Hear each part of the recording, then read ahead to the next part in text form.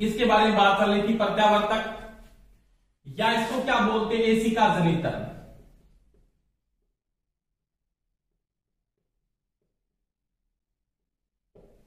इसमें आपने जो आज का मुख्य टॉपिक रहने वाला है वो रहेगा क्या, पिच फैक्टर और डिस्ट्रीब्यूशन फैक्टर की अपने क्या करेंगे दोस्तों, बात करेंगे।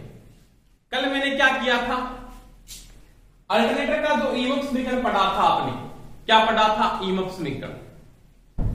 ईएमएफ समीकरण में आपने क्या पढ़ा था, तो अल्टरनेटर का जो ईआरएमएस था वो किसके बराबर था, तो वो आपने पढ़ा 4.44 फाइव एफ और क्या था, पी था। ये पढ़ा था आपने, समझ में आ गई दोस्तों मेरी बात। और एक आपने ये भी पढ़ा था कल कि ईआरएमएस इक्वल टू, आपने ये भी लिखा था 4.44 five F T K D और के। समझ में आई दोस्तों मेरी बात।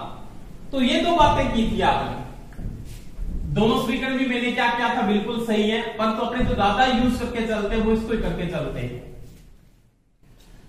क्योंकि जो अपने वाइंडिंग डालते हैं ना, वाइंडिंग, क्योंकि ये जो गुणनफल है ना, ये दोनों का गुणनफल, ये जो वैल्यू आती है वो किसके बराबर है, ये बाइंडिंग पिच है। क्या है, बाइंडिंग पिच। इसको मैं ये लिख सकता हूं, ये बाइंडिंग पिच है। पिच को घटक कहा जाता है या वेस्टर्न घटक कहते हैं।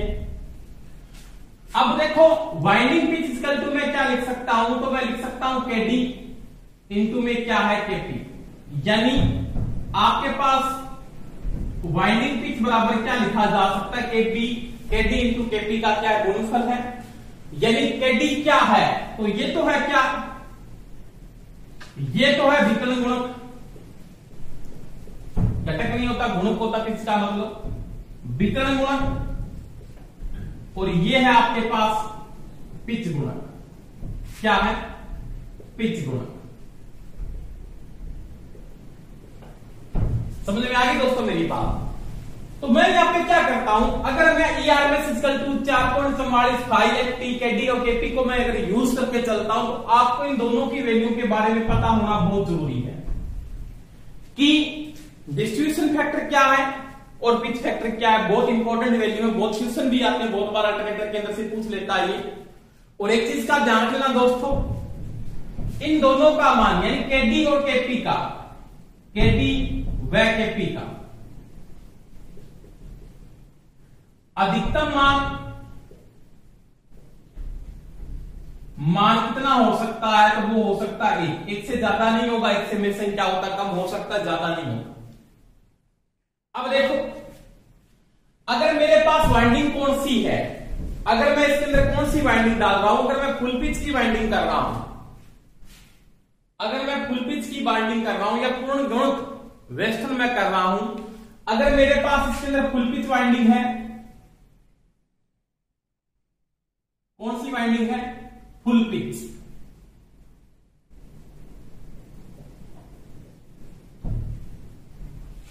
पहली बात, अगर फुल पिच वाइंडिंग है तो फुल पिच वाइंडिंग का मतलब क्या होता है कि जिसमें कोयल जो स्थापित करते हो, जैसे मेरे पास कोई भी एक कोयल है, ये कोयल है मान लिया, ये कोयल है,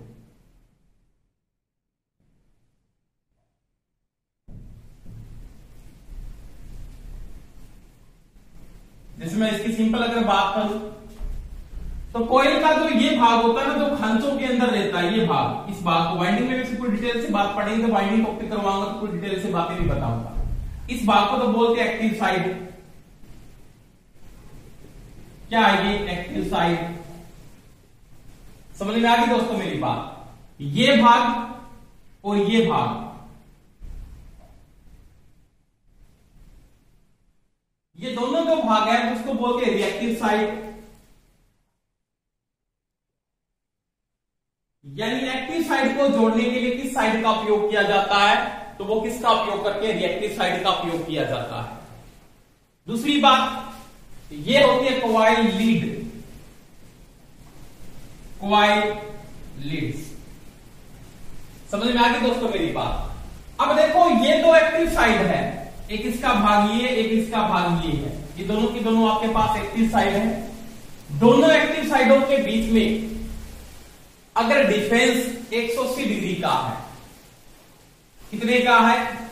180 डिग्री का अगर डिफरेंस है तो वो वाइंडिंग कौन सी कहलाएगी आपके पास? वो वाइंडिंग कहलाएगी फुल पिच।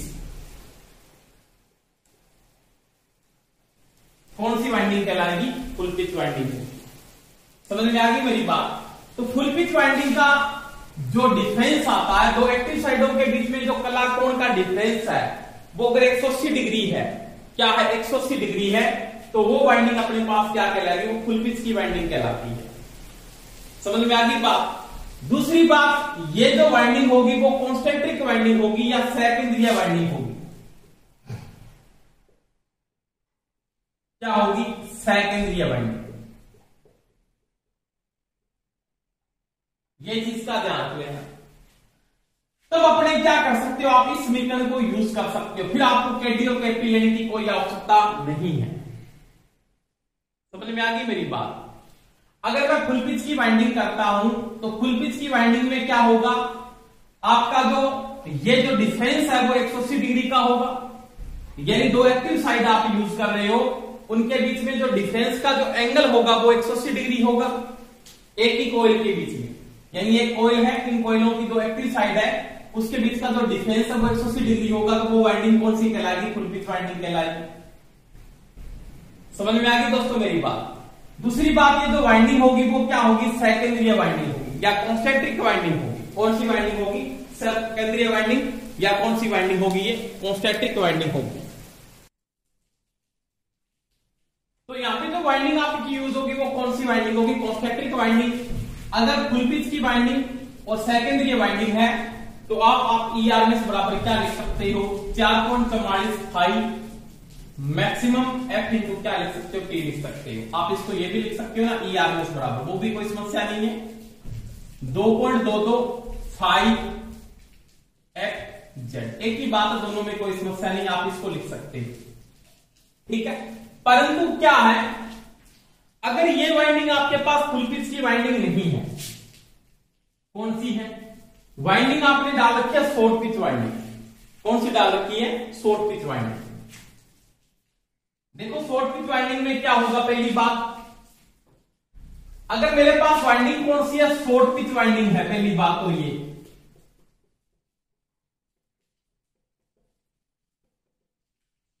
कौन सी वाइंडिंग है? शॉर्ट पिच वाइंडिंग है।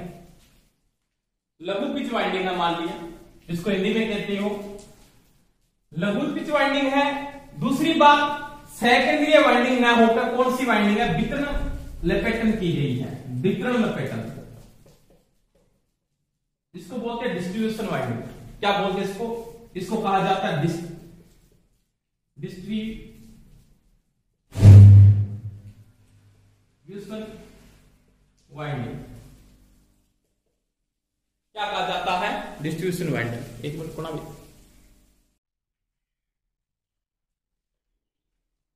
देखो दोस्तों, यहां पे अपने शॉर्ट पिच वाइंडिंग के लिए, किसके लिए? शॉर्ट पिच वाइंडिंग के लिए इसको लेके चलेंगे पिच फैक्टर को। इसको लेके चलेंगे पिच फैक्टर। ये आपके पास क्या है? पिच फैक्टर है, और ये क्या आपके पास? डिस्ट्रीब्यूशन फैक्टर है। क्या है? Distribution factor. यानी पिच फैक्टर और किसकी बात करेंगे? डिस्ट्रीब्यूशन फैक्टर की अपने पहले बात करेंगे कि पिच फैक्टर क्या है और डिस्ट्रीब्यूशन फैक्टर क्या है। यहां पे अपने को दो बातें ध्यान रखनी है। अगर मैं शॉर्ट पिच की वाइंडिंग डालता हूं तो उसका डिसएडवांटेज क्या है? क्या है डिसएडवांटेज? क्या है? उत्पन्न वोल्टेज है ना, जो प्रोड्यूस वोल्टेज है या उत्पन्न वोल्टेज, उत्पन्न ईएमएफ कम हो जाता है। परंतु इसके बहुत से लाभ भी हैं। क्या इसके बहुत से लाभ भी हैं? यानी जो उत्पन्न वोल्टेज है, उत्पन्न ईएमएफ है, उसके मान में क्या आती? कमी आती, क्योंकि आपके पास ये तो सिंपल सी बात है, इससे गुना करना है, या इसमें 0.95 हो गया या 0.96, बहुत कम कमी आती है वैसे तो। तब इसके लाभ भी बहुत ज्यादा हो जाते हैं, वो आगे मैं बात करूंगा। सबसे पहले यहां पे बात करेंगे कि आपके पास पिच फैक्टर क्या है, उसके बाद बात करेंगे डिस्ट्रीब्यूशन फैक्टर क्या है। दोनों देखना आराम से, दोनों के बारे में बात करते हैं, कोई समस्या नहीं आनी चाहिए आपको, बिल्कुल डीपली समझेंगे, कोई दिक्कत नहीं है।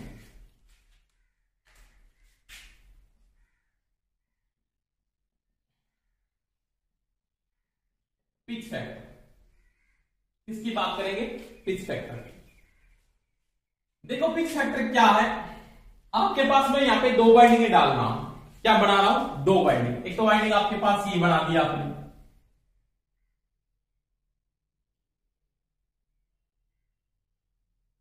एक तो कोयल आपने ये डाल दिया इसे,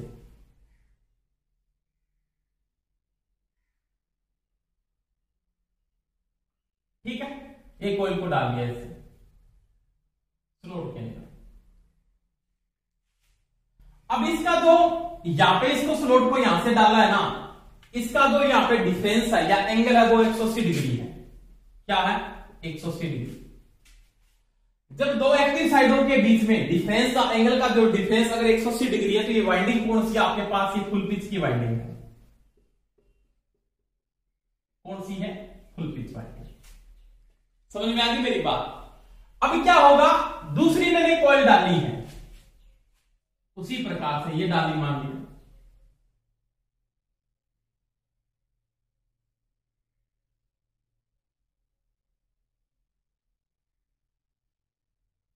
ऐसे इसको डालना तो यहां पे था मान लिया, इसको आपने 180 डिग्री से कम डाल दिया, 180 डिग्री से कम,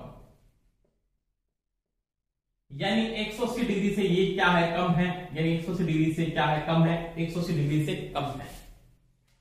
ये जो एक्टिव साइड है जो डाली है उसका जो डिफरेंस है या एंगल का जो डिफरेंस है वो 180 डिग्री से क्या है, कम है।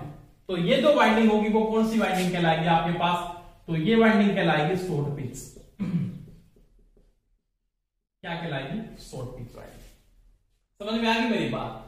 अगर फुल पिच वाइंडिंग की बात करता है, एक कॉइल की दो एक्टिव साइड है, जैसे यहां पे सिंपल बात करें, आपके पास ये कॉइल है, इसका अगर यहां पे एन पोल बन रहा है तो यहां पे कौन सा बनेगा, एस पोल बनेगा।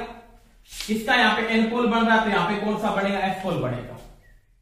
परंतु इसका जो एंगल का डिफरेंस है, ये एंगल इसका तो 180 डिग्री आता है, यहां से लेके यहां तक का जो ये एंगल है ना इसके अंदर, तो वो तो 180 डिग्री का है। तो ये तो वाइंडिंग है फुल पिच की। अगर ये जो एंगल है वो 180 डिग्री से क्या आता है, कम आता है, क्या आता है, 180 डिग्री से कम आता है, तो वो वाइंडिंग आपके पास क्या होगी, शॉर्ट पिच वाइंडिंग है। यानी ये जो एंगल आ रहा है ना यहां से लेके यहां तक का जो एंगल है ये 180 डिग्री लेस देन है, या 180 डिग्री से क्या है, कम है, कितना डिग्री। तो ये जो वाइंडिंग होगी वो कौन सी वाइंडिंग होगी आपके पास, तो ये वाइंडिंग होगी शॉर्ट पिच की, यानी इसका जो एंगल होगा वो 180 डिग्री से क्या है, कम है।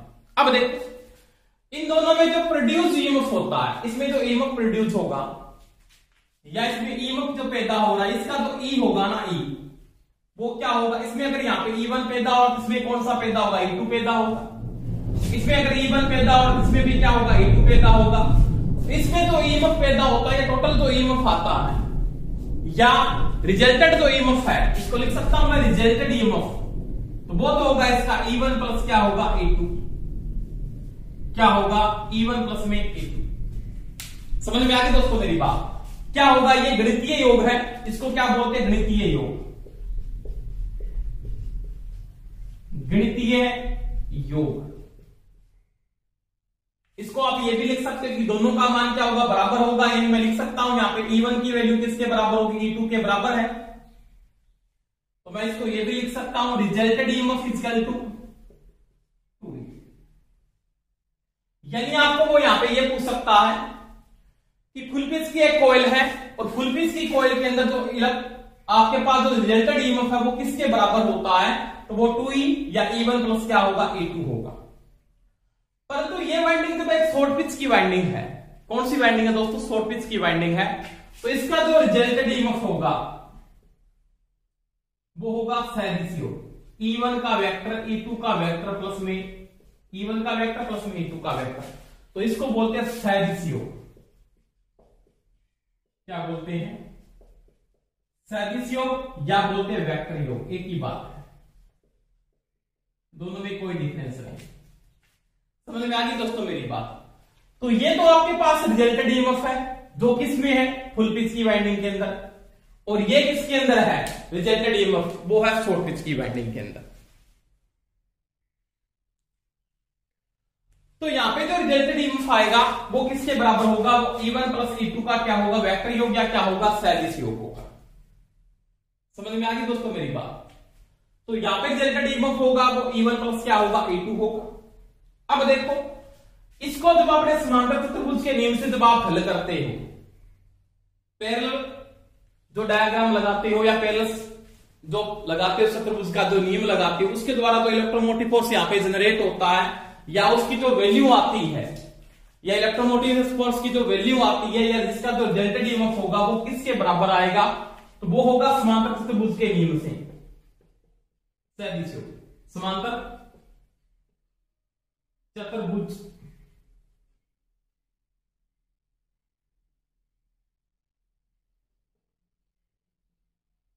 भुज का नियम,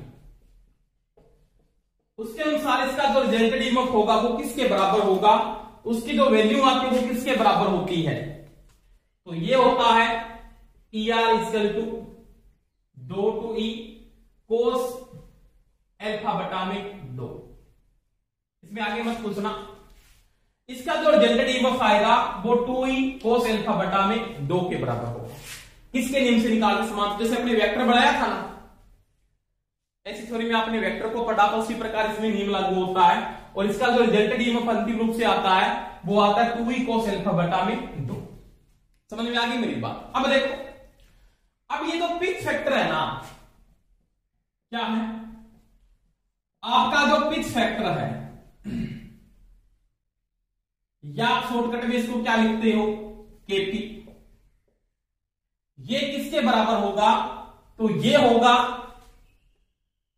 फुल पिच की वाइंडिंग का योग, यानी आपके पास क्या होगा, फुल पिच है एक तो, और एक क्या आपके पास शॉर्ट पिच है, क्या है शॉर्ट पिच, यानी शॉर्ट पिच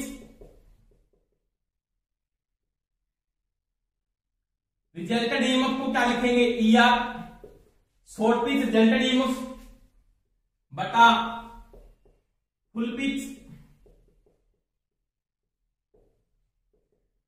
रिजल्टेड ईएमएफ।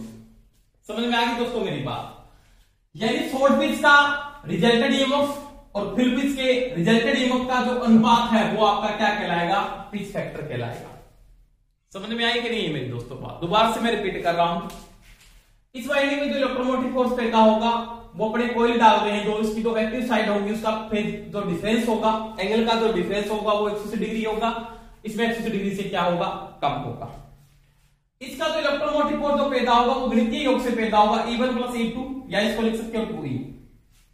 इसका जो रिजल्टेड ईएमएफ पैदा होगा वो वेक्टर योग या सदिश योग से निकलता है, उसके अंदर आप समांतर चतुर्भुज का नियम लगाते हो या पैरेलल मेथड जो लगाते हो, उसके अनुसार जो रिजल्टेड ईएमएफ आता है वो 2E कोस अल्फा बटा 2 होता है। अब देखो इन दोनों का जो अनुपात है, शॉर्ट पिच का रिजल्टेड ईएमएफ यानी शॉर्ट पिच वाइंडिंग का परिणामी ईएमएफ, इसको ये लिख सकते हो आप, केपी बराबर ये लिख सकते हो आप, क्या लघु पिच का परिणामी ईएमएफ बटा पूर्ण पिच का परिणामी ईएमएफ, इन दोनों का ये अनुपात है, इन दोनों का ये क्या है, अनुपात है। अब देखो तो केपी बराबर मैं क्या लिख सकता हूं, आराम से देखना दोस्तों, लघु पिच का परिणामी किसके बराबर है, तो वो है 2E कोस अल्फा बटा 2, ये है, और फुल पिच का परिणामी किसके बराबर है, वो है 2E, ये इसे कैंसिल हो जाएगा, तो केपी बराबर क्या होता है, वो होता है कोस अल्फा बटा 2। तो पिच फैक्टर का मान होता है वो इसके क्या होता है, बराबर होता है। समझ में आ गई दोस्तों मेरी बात। तो ये मैंने किसकी बात की, ये मैंने बात की पिच फैक्टर की। किसकी बात की, पिच फैक्टर। अब देखो यहां पे तो ये अल्फा है, ये क्या है, ये जो अल्फा है ये क्या है, तो मैं अल्फा बता देता हूं आपको। वैसे वाइंडिंग में पूरी बातें पढ़ेंगे। अल्फा क्या है, पूर्ण पिच माइनस वास्तविक पिच बटा पूर्ण पिच इंटू 180 डिग्री। ये आपके पास अल्फा की वैल्यू आ जाएगी। पूर्ण पिच में क्या आएगा, तो इस प्रकार से आप इसकी वैल्यू को निकाल सकते हो। यानी क्या लिखोगे, पूर्ण पिच माइनस वास्तविक पिच बटा पूर्ण पिच इंटू में 180 डिग्री। जैसे मैं सिंपल बात करता हूं, इसको आपने 180 डिग्री डिफरेंस से स्थापित किया, इसको आपने 180 डिग्री से क्या किया, कम यानी 150 डिग्री से स्थापित कर दिया। तो क्या लिखोगे, 180 डिग्री माइनस क्या होगा, 150 डिग्री। उसके द्वारा आप इस वैल्यू को निकाल सकते हो। अल्फा की वैल्यू कैसे आएगी, वो आप ऐसे निकाल सकते हो, पूर्ण पिच माइनस वास्तविक पिच बटा में क्या होगा, पूर्ण पिच। समझ में आ गई दोस्तों मेरी बात। तो ये आपका कहलाता पिच फैक्टर, जिसका अधिकतम मान यानी केपी का अधिकतम मान, केपी का अधिकतम मान कितना होता है, 1, यानी क्या हो सकता है, इकाई हो सकता है। ये चीज का ध्यान रखिएगा। या 1 से क्या होता है, कम, या 1 से ज्यादा नहीं हो सकता, 1 से कभी। ये चीज दिमाग में सेट कर लेना। तो ये दोस्तों आपका कहलाता पिच फैक्टर। क्या कहलाता है, पिच फैक्टर। केपी की मैंने बात की, किसकी बात की, केपी की या पिच फैक्टर की यहां पे बात की। इसके बाद देखो नेक्स्ट पिच की बात करते हैं। ये था आपके पास पिच फैक्टर। इसके बाद आता है डिस्ट्रीब्यूशन फैक्टर। किसकी बात करेंगे, डिस्ट्रीब्यूशन फैक्टर। दोनों इंपॉर्टेंट है भाई। इसको हिंदी में क्या बोलते हैं, वितरण गुणक।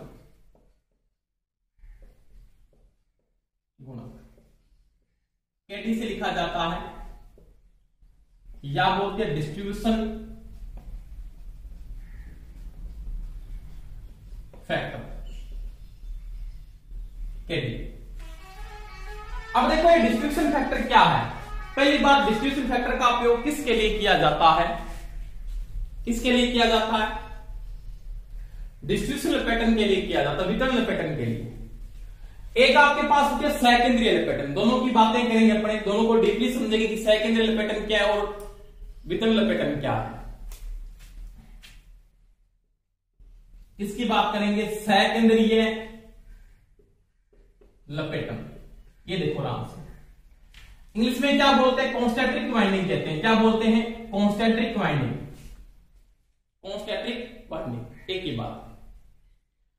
इसमें क्या, जैसे मैंने कोई स्लॉट बनाया, ये मेरे पास स्लॉट है, मान लिया 4।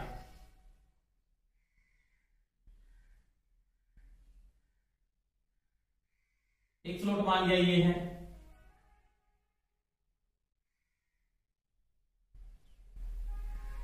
एक स्लॉट मान लिया ये है,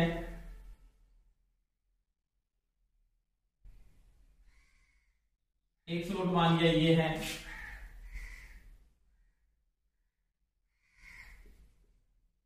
और एक स्लॉट ये है।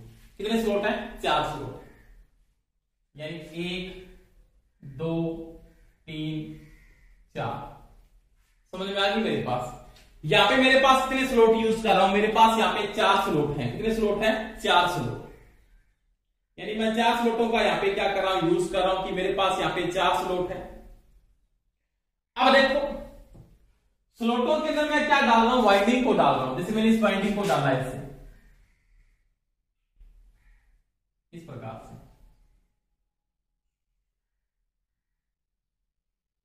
ठीक है, ये जो साइड है इसको बोलेंगे, मान लीजिए ए बी है, ए बी, ये होगी सी डी, ये होगी ई एफ, ये होगी जी एच। समझ में आ गई दोस्तों मेरी बात। 4 स्लॉट हैं, यहां पे स्लॉट में आ गई मेरे पास, बराबर होना चाहिए किसके, पोल बराबर होने चाहिए क्या, कोइल साइड, कोइल साइड। अगर जिस लपेटन के अंदर स्लोट, पोल और कोइल साइड तीनों का मान बराबर है तो वह वाइंडिंग कौन सी कहलाएगी, सेकेंडरी वाइंडिंग कहलाएगी। समझ में आई क्या नहीं है मेरी बात।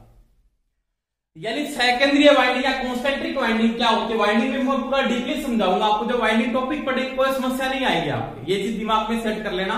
अगर आपके समझ में आ रहे हैं तो सभी थम्स अप जरूर कर दिया करो, लाइक जरूर कर दिया करो।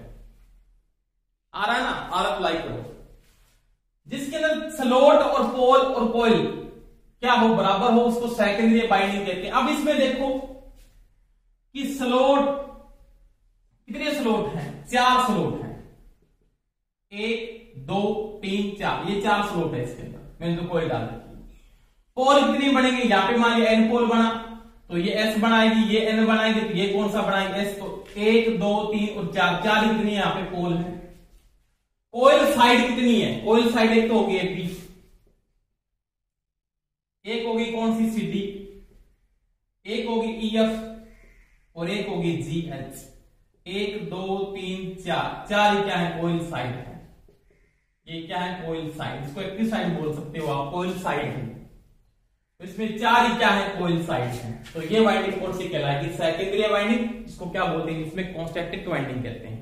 क्या बोलते हैं, कॉन्स्टेक्टिक वाइंडिंग। समझ में आ गई बात नहीं, समझ में आ गई ना।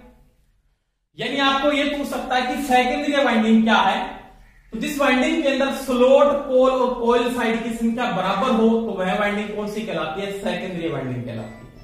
कौन सी वाइंडिंग कहलाती है, सेकेंडरी वाइंडिंग कहलाती है। इसमें पोल भी बराबर हो, स्लोट भी बराबर हो और कोइल साइड भी क्या हो, बराबर हो। इसके बाद देखो सेकेंडरी वाइंडिंग की मैंने बात की, सेकेंडरी वाइंडिंग आपके समझ में आ गई होगी, स्लोट, पोल और कोइल साइड की संख्या अगर बराबर है तो वो सेकेंडरी वाइंडिंग। उसके बाद देखो वितरण लपेटन,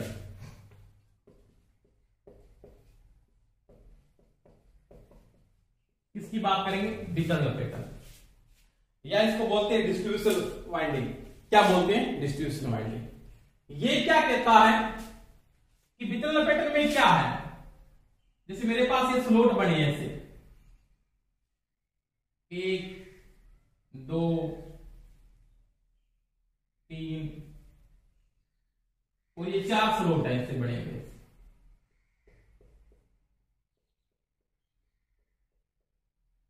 अब स्लोटों के नीचे क्या एक ही पोल है मान लिया, यानी एक पोल कई स्लोट के नीचे हो, कई स्लोट के ऊपर हो, यानी एक पोल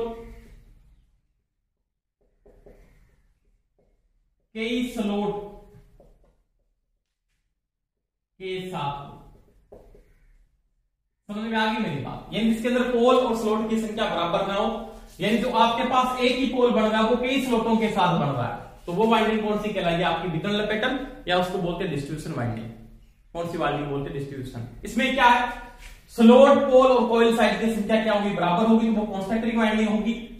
और अपने कॉन्सेंट्रिक वाइंडिंग का उपयोग नहीं करते, अपने कौन सी वाइंडिंग का उपयोग करते हैं, वितरण लपेटन का उपयोग किया जाता है अल्टरनेटर के अंदर हमेशा। उसके लिए अपने डिस्ट्रीब्यूशन फैक्टर को लिया जाता है। समझ में आ गई मेरी बात। अब मैं यहां पे क्या करता हूं, डिस्ट्रीब्यूशन वाइंडिंग का मतलब एक पोल के नीचे कई स्लोट के साथ हो, एक पोल कई स्लोटों के साथ हो, तो वो वाइंडिंग क्या होगी आपके पास, डिस्ट्रीब्यूशन वाइंडिंग हो। इसके अंदर स्लोट और पोल की संख्या बराबर नहीं होगी। समझ में आ गई दोस्तों मेरी बात। अब देखो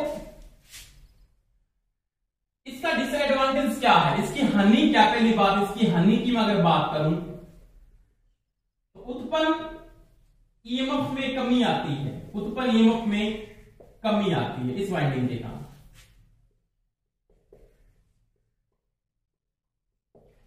पर उतनी ज्यादा कमी नहीं आती, थोड़ी बहुत कमी आती है। जैसे आपके पास डिस्ट्रीब्यूशन फैक्टर का मान, केडी का मान लिया यहां पे क्या 1 है, तो ये 0.95 हो गया, 0.96, 0.97, तो बहुत ज्यादा कमी, मतलब 0.05 के गुणा में कमी आती है, उसमें कोई फर्क इतना नहीं पड़ेगा।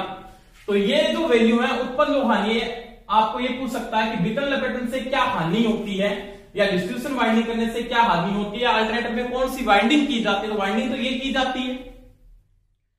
उसके कारण डिस्ट्रीब्यूशन जो फैक्टर आता है उसके मान में कमी आती है, उसके कारण हानि क्या, उत्पन्न वोल्टेज के मान में क्या आती है, कमी आती है। तो लाभ देखो क्या लाभ होते हैं इतना काम करने से। देखो दोस्तों, एक हानि होने से लाभ ज्यादा हो तो अपने क्या करेंगे, लाभ ज्यादा ही प्राप्त करेंगे ना। तो पहली बात क्या है कि साइन वेव का जो हार्मोनिक्स प्रभाव है ना, साइन वेव का पहला एडवांटेज हार्मोनिक्स प्रभाव, मोनिक्स प्रभाव कम होता है इसके कारण। ये वाइंडिंग करें, हार्मोनिक्स प्रभाव का मतलब मैं बता देता हूं। जैसे आपके पास साइन वेव तो ये मिल रही है ये, और एक आपको ये मिल रही है मान लीजिए, ये हार्मोनिक्स प्रभाव है साइन की। तो ये वेव बिल्कुल क्या सही है, इसके हार्मोनिक्स प्रभाव इसकी कमी हो, इससे क्या होती है, इसका प्रभाव ये दूर हो जाता है, ये कम हो जाता है इस वाइंडिंग से, वितरण वाइंडिंग से।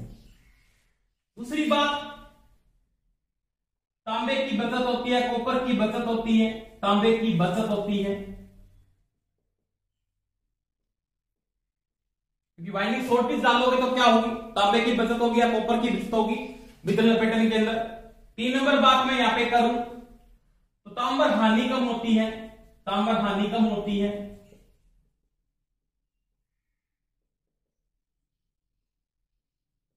इसके कारण, और 4 नंबर में अगर बात करता हूं तो कोई भी स्लोट कोई भी स्लोट या हम से कोई भी स्लोट रिक्त नहीं रहता, रिक्त नहीं रहता। ये इसके क्या है, एडवांटेज है।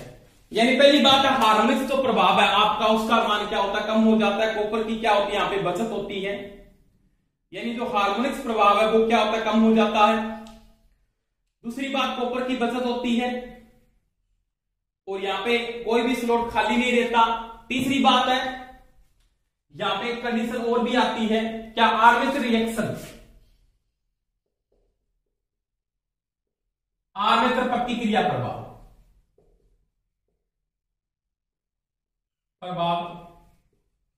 कम हो जाता है। ये चीज सेट करना दिमाग, इतने इसके क्या एडवांटेज है या इसके कितने क्या है लाभ है। अब देखो, इतने लाभ होने के बाद इसका जो मान होता है वो किसके बराबर आता है, इसका जो मान है कैडी का, जो डिस्ट्रीब्यूशन फैक्टर का जो मान है वो किसके बराबर होता है उसकी मैं बात करूंगा। तो डिस्ट्रीब्यूशन फैक्टर का मान होता है वो किसके बराबर होता है, वो देखो आराम से, यहां पे लिख देता हूं आराम से। यानी जो केडी की वैल्यू आ रही है उसकी वैल्यू किसके बराबर होती है उसको देखो आराम से, या डिस्ट्रीब्यूशन फैक्टर का जो मान है वो किसके बराबर होता है। तो केडी के बराबर होगा वितरण लपेटन का सदिश योग, यानी वितरण लपेटन में आपके पास जो वाइंडिंग मिल रही है उसका क्या है, सदिश योग, और आपके पास क्या होगा, गणितीय योग, किसका, सेकेंडरी वाइंडिंग का गणितीय योग। इन दोनों का जो अनुपात है वो क्या कहलाता है, आपका डिस्ट्रीब्यूशन फैक्टर कहलाता है। अब देखो इसमें क्या है कि इसका वितरण लपेटन का जो सदिश योग है वो किसके बराबर है, यानी वितरण लपेटन का जो सदिश योग है वो किसके बराबर होता है, तो वो होता है साइन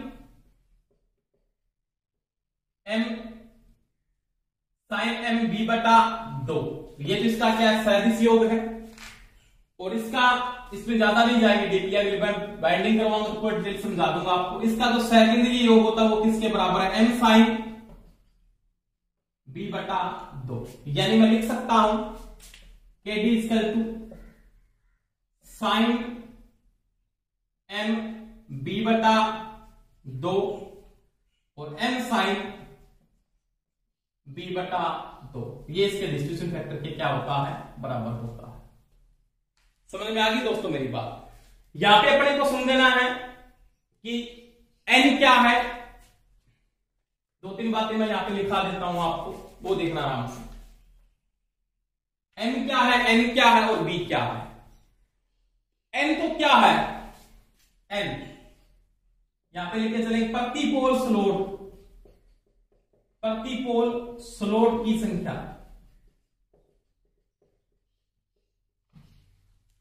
ठीक है, एम क्या आपके पास, तो एम का जो मान है प्रति पोल या प्रति पोल या प्रति फेज। एम यहां पे आपके पास प्रति पोल, प्रति फेज, यानी आपके पास प्रति पोल और प्रति फेज किसकी संख्या आएगी, स्लोट की संख्या, स्लोट की संख्या।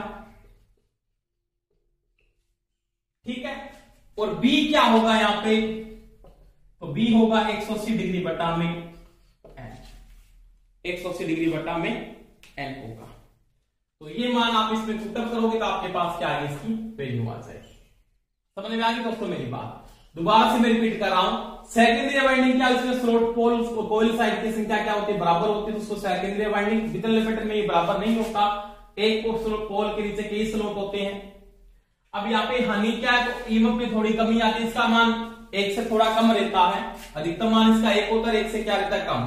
अधिकतम जो वैल्यू है इसकी 1 आ सकती है, अधिकतम मान 1 से कम ही होता लगभग इसका मान, या अधिकतम मान इसका 1 हो सकता है, 1 या 1 से कम।